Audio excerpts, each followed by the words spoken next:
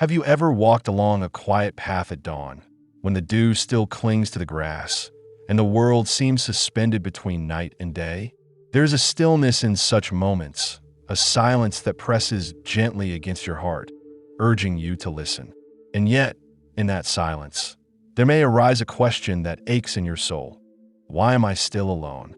Why do I walk this journey without a companion by my side? Ah, my dear friend, you who wonder and wait, hear these words as a lamp lighting your steps. For there is a reason deeper than the currents of your desires, deeper than the reach of your hands, why the bond of union has not yet found you. And it is not a punishment, nor a mistake. It is a calling. Consider the tree that grows alone on the hilltop. Its roots clutch the stone, its branches stretch to the sun. You might see its solitude and feel pity. Yet the tree does not suffer for being alone. It flourishes because it is alone. Its roots dig deeper. Its leaves drink more fully of the light. Its fruit, when it comes, is sweeter for its patience. So too with you, beloved soul. There is a season in which solitude is not deprivation, but preparation. You see, the world often whispers that your worth is measured in union. That love is only true when it is mirrored in another heart. But listen closely. The measure of your heart is not in the echo of another's voice. It is in the depth of your own understanding, the strength of your own faith, the richness of your own soul. There is a kingdom within you, and until that kingdom is fully awakened, the gifts of companionship cannot find their place. Do you remember the story of the traveler who sought the jewel hidden in the mountain? He climbed many cliffs, crossed many rivers, and yet he found nothing.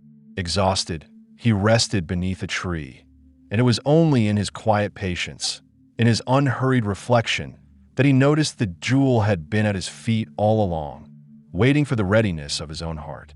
So it is with your waiting. You are being prepared to receive that which is worthy of your soul, not merely that which fills the silence. And what are your fears? Ah, the heart trembles at the thought of remaining alone, of missing the warmth of another hand, of walking through the world without a companion. But consider the night sky. It is vast, and in its vastness, stars shine with a brilliance that is not diminished by distance. Each star waits its appointed hour to be seen, to be called by name, to fulfill its place in the tapestry of heaven. So too, your season of solitude is a waiting for illumination, not absence, but refinement. Perhaps you wonder if you are forgotten, if your prayers, whispered in the dark hours of longing, drift unheard into the heavens. Hear this: no prayer falls into emptiness. Each sigh, each tear, each quiet longing is gathered, treasured, and transformed. The river does not force the stone to move before its time. It carries the stone gently, shaping it, polishing it, until it is ready to rest in the place appointed by the Creator. And so your heart is being shaped. It is easy to see the world rushing into unions, marriages, and attachments, to feel that the world moves faster than you.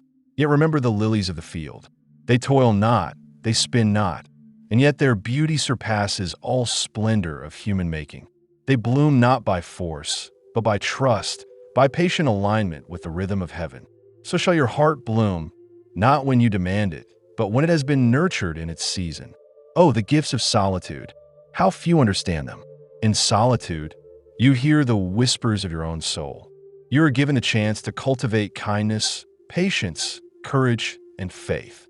In the quiet, the soul learns to dance with its own reflection, to converse with the unseen, to find joy not in what another gives, but in what flows from the heart itself. This is the alchemy of the single life. What appears empty to the eyes is rich beyond measure to the spirit. Do not see your singleness as a cage, but as a canvas. What will you paint upon it? What songs will you compose? What prayers will rise from the depth of your waiting? For when the time comes for union, it will not be to fill a void, but to multiply joy, to share abundance, to walk together from a place of completeness, not desperation. And yet, I must speak of temptation, for even in waiting there is trial. There will be voices, subtle and insistent, that urge you to settle, to take what is easy rather than what is holy. They will whisper, You must not wait any longer, but hear the still, small voice within. Patience is not emptiness, and delay is not denial. Wisdom comes in the silence of the heart, not in the clamor of the world. So I ask you, are you willing to walk the long road, to endure the seasons of waiting? Will you trust that your heart, shaped in solitude, will recognize its counterpart when the hour arrives? Will you rejoice in the silence, finding it not lonely but sacred? For the Creator sees the pattern of your life, the threads of your journey, the hidden purposes of your heart. And in His timing, all shall be made beautiful. Even now, as you sit or stand, as you walk your streets or fields, remember that your waiting is not for naught. Every moment of solitude is a seed planted deep within the soil of your being. It is watered by prayer, nourished by faith, and lit by hope. One day, that seed will sprout, and the fruit it bears will be sweeter because it has been cultivated with care, not rushed into bloom. Have you ever watched a river winding through the valleys, turning and bending, sometimes rushing, sometimes whispering? The river does not question its course, nor does it grieve the stones that block its path. It flows, obeying the design of the terrain, carving valleys, nourishing fields, shaping life itself. So it is with your season of singleness. You may not understand the curves and eddies, the times of stillness or of trial, but the current carries you where you are meant to be, molding your heart into the vessel it was intended to become. Consider the potter and the clay. The clay lies pliant, soft, waiting in the hands of the one who knows its form. And yet, the shaping is not without pressure. The potter presses, stretches, folds, and spins the clay until it can hold water, until it can endure the fire and not crack. The hand of God presses against your life in subtle, unseen ways. Each season of longing, each moment of quiet reflection is shaping you into a vessel capable of love that is patient, enduring, and steadfast. Do you see now why the waiting is necessary? To love without readiness is to spill the vessel before it is complete. And do not be disheartened by the impatience of your own heart. The heart, in its yearning, is like a colt restless in the stall, eager to run free. But freedom comes not through the breaking of reins, but through the strengthening of muscles and the guidance of the master. In your solitude, your heart is learning endurance, patience, and discernment. You're learning to recognize not merely what sparkles, but what sustains. You are learning to discern the voice of abundance from the voice of passing desire. Let me tell you a story of two seeds planted side by side. One seed sought the sun immediately, pushing itself to bloom too soon, before its roots had fully grasped the soil. It withered in the heat, its bloom fleeting. The other seed remained patient, drawing nourishment from the earth, growing deep roots before reaching for the sky. Its bloom was glorious, lasting, and strong. So too with love. Those who rush into union without the wisdom of solitude often find their joy fleeting. But those who wait, who allow their roots to sink deep into the soil of their own hearts, will one day bear a love that is radiant, enduring, and fruitful. You may ask, but how do I know when the time will come? That is the mystery that makes life holy. Timing belongs not to the human heart, but to the hand of the divine. The night does not demand the sun, yet the sun rises at the appointed hour. Seasons do not plead for rain, yet the clouds burst forth with life-giving water. And so it is with love. When your heart is ready, when your spirit has been honed and tempered, the union meant for you will arrive. Not before, not after, but exactly when it must. In your waiting, cultivate the garden of your soul. Plant seeds of virtue, kindness, humility, courage, and joy. Water them with prayer and reflection. Remove the weeds of bitterness, envy, and despair. Do not scatter your energy chasing shadows or illusions. When the right companion comes, you will meet one another not as two have seeking completion, but as two whole hearts sharing abundance. There is a sacredness in this, a depth of love that can only grow in those who have learned the art of solitude. Yet, solitude is not without its trials. Loneliness may creep in like a cold wind at night, whispering that you are forgotten, that your longing is futile. But remember the moth drawn to the flame. The moth does not curse the flame. It dances in its light, trusting the path that leads to transformation. So too, your heart, drawn to love, is being refined by the light of patience and faith. Do not flee the fire of preparation. It will burn away what is unworthy and illuminate what is sacred. Let me speak plainly. Singleness is not a season of waiting for the sake of waiting. It is a season of revelation. You are being shown who you truly are, what you can truly give, and what you must never compromise. The world often tempts you to settle, to grasp what is near rather than what is right. But the soul that understands its own worth will never mistake comfort for covenant, convenience for divine design. Do you recall the story of the fig tree, barren for years, yet tended carefully by the gardener? Year after year, he watered it, nourished it, gave it sunlight and care. And then, in the fullness of time, the tree bore fruit that was sweeter and more abundant than any surrounding grove. So it is with your life. Your patience, your care, your attention to your own heart and spirit will bear a harvest of love that is not hurried, but overflowing. And as you wait, do not neglect the joy that is already yours. Solitude is not emptiness. It is space. It is a room filled with unseen treasures. In the silence, you can hear the whispers of the Spirit. In the quiet, you can discover your deepest desires, your truest self. In the stillness, you may find laughter, contentment, and peace that are not dependent on another. These are the gifts of the single life, precious beyond measure, preparing you for the greater joy to come. Reflect on this. The pearl is formed not in shallow waters, but in the hidden depths where patience, pressure, and protection conspire to create beauty. So too, your soul is a pearl in formation, shaped by seasons of waiting, polished by trials, illuminated by faith. When you finally meet the one meant to walk beside you, you will meet not a person to fill a void, but a companion with whom to share the abundance of a life fully lived, fully prepared, fully treasured. And so, I invite you to walk this path with reverence. Let your longing be a lantern, lighting the way toward growth and wisdom. Let your solitude be a school, teaching you courage, discernment, and gratitude. Let your heart remain open, not desperate, not impatient, but expectant, ready to receive the fullness of love when the appointed hour arrives. Let us consider the traveler who journeys alone through a desert, the sun burning overhead and the wind whispering secrets through the dunes. The traveler longs for an oasis, for companionship, for shade under a palm tree. And yet, it is in the very act of walking, step by patient step, that the traveler learns endurance. Each blistered foot, each dusty mile, each lonely night beneath the stars is a lesson. The desert teaches resilience, teaches the heart to turn inward, teaches the spirit to find water where none seems to flow. So too, your season of singleness is not a barren wasteland, but a sacred desert where your soul is being tempered, hardened in its strength, softened in its empathy, and made ready for the river of shared life that awaits.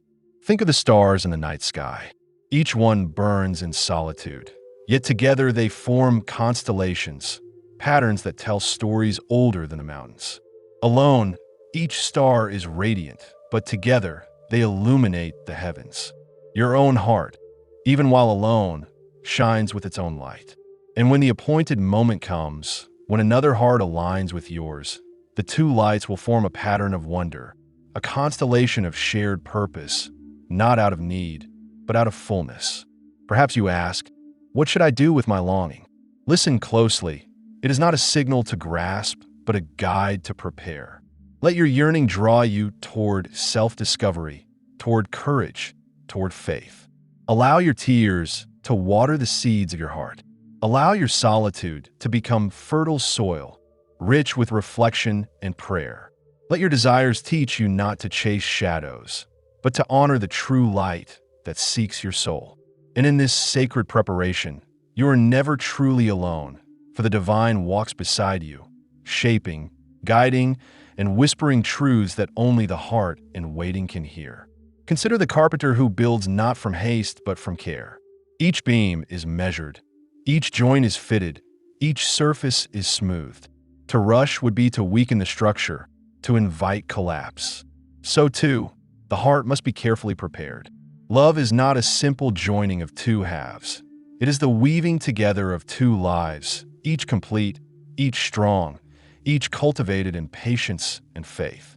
If one rushes the work, the union may appear whole, but it will lack the resilience born of careful, intentional preparation. And there is another lesson hidden in the patience of the seasons. The winter does not cry against the cold. The seed beneath the frozen earth does not question the frost. Each awaits its appointed time. When the spring arrives, the snow melts, the soil warms, and the seed bursts forth in bloom. So it is with your season of waiting. Do not curse the time. Do not rail against solitude. Do not despair in longing.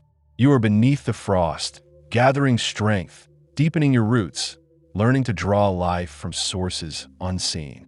And when the time comes, your bloom will be full, fragrant, and abundant. Let me tell you of a harp strung and tuned, yet silent until the hand of the musician moves upon it. Alone, the harp is beautiful in potential, yet does not sing. The strings must be struck, each note resonating in harmony with the others, to bring forth music that touches hearts. So too, your heart in solitude is strung and tuned, capable of great love, but must first be prepared, polished, and readied, so that when the hand of providence moves, the music of your life and another's may join in symphony. And in your waiting, do not mistake absence for emptiness. The soul is alive with unseen wonders, hidden treasures, and quiet joys. The laughter of children, the songs of birds, the warmth of sunlight, the caress of wind on your skin. These are reminders that life itself is full, even without the immediate presence of a companion. To recognize this fullness is to cultivate gratitude, a love of life that is not dependent upon another, but is freely given and received in every breath. You may find moments when the heart aches, when longing seems unbearable, when nights stretch long and cold. In those moments, remember the shepherd who walks through the valley, guiding his sheep not with force, but with gentle vigilance. The shepherd knows each step, each stumble, each hidden fear. So too, the divine knows your path, your pain, and your yearning. Trust that nothing is wasted. Every tear, every sigh, every prayer whispered in solitude is gathered and treasured, and in time, it becomes the very foundation for love that is enduring, generous, and whole. And do not fear the lessons of solitude. They are not bitter, but sweet if you will receive them. Patience, self-awareness, discernment, courage, and joy, these are the fruits of the heart that waits. When a union comes, it will not arrive as a solution to emptiness, but as a shared expression of abundance. Two hearts meeting not out of need, but out of completion. Two souls embracing not out of fear, but out of understanding. Two lives joining not to fill, but to multiply, to rejoice, to serve, to love in ways that only those refined by patience and faith can. Reflect upon this, beloved. The river does not force itself to reach the sea before it has traveled its appointed course. The tree does not rush to bear fruit before its roots are deep. The pearl is not formed in haste, but in patient hidden labor. So too, your heart's union will arrive, not prematurely, not delayed, but exactly at the appointed hour. And in that hour, your heart will recognize not just another, but the harmony of all your preparation, the fruition of all your waiting, and the beauty of a life faithfully cultivated. So, while you walk in your season of singleness, walk with reverence, walk with awareness, walk with gratitude for the shaping, for the polishing, for the quiet strengthening of your soul. Do not measure your worth by the presence or absence of another. Measure it by the depth of your growth, the expansiveness of your love, and the patience of your heart. For in the fullness of time, when your prepared heart meets the prepared heart of another, the union will not be merely beautiful. It will be sacred.